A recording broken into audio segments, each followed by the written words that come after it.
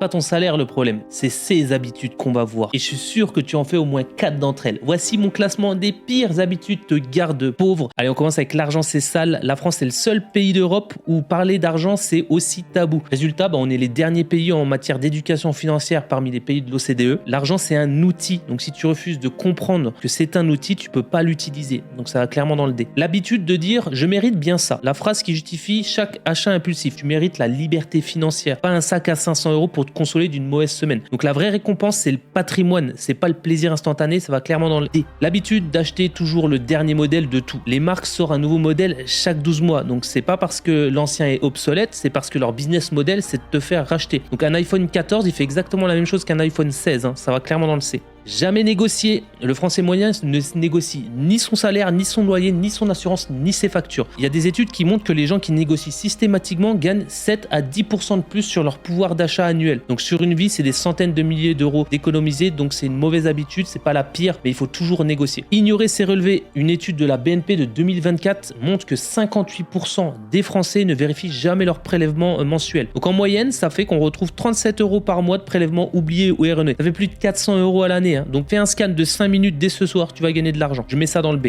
Comparer sa vie aux réseaux sociaux. Faut savoir qu'Instagram te montre que 1% de la vie des gens, et c'est le 1% le plus beau forcément. On met ce qui brille devant nos yeux. Donc c'est une fiction comparée à ton quotidien. Ça n'existe pas. Et c'est en fait cette comparaison qui va pousser les gens à dépenser pour combler un écart finalement qui n'existe pas. Ça va clairement dans le A, c'est une sale habitude à enlever. Acheter pour compenser. T'as passé une mauvaise journée, t'achètes. Tu te disputes, t'achètes. Tu t'ennuies, t'achètes. Les psychologues appellent ça le retail therapy. Ça dure 15 minutes, la facture elle dure 30 jours. Alors le shopping émotionnel, c'est la cigarette de la finance personnelle, ça va clairement dans le A. Pas de budget, il y a 73% des Français qui n'écrivent pas leur budget. En fait, ils le font à l'instinct, ils le sentent si ça va ou ça va pas. Et en fait, ce qu'ils sentent, c'est qu'ils sont à découvert au bout du 25e jour. Donc un budget prend 30 minutes à écrire et te fait économiser entre 200 et 500 € par mois sans changer ton modèle de vie. Donc ça va clairement dans le S tiers, c'est une habitude à enlever de ne pas faire de budget. Pas d'épargne automatique, et ça c'est le vrai secret des gens qui épargnent, c'est que tout simplement, ils ne décident pas d'épargner chaque mois. Le virement, il se fait automatiquement le premier, l'argent part avant que tu le vois, tu ne vois plus, justement, tu ne le dépenses pas. C'est le hack le plus simple et le plus puissant de la finance personnelle.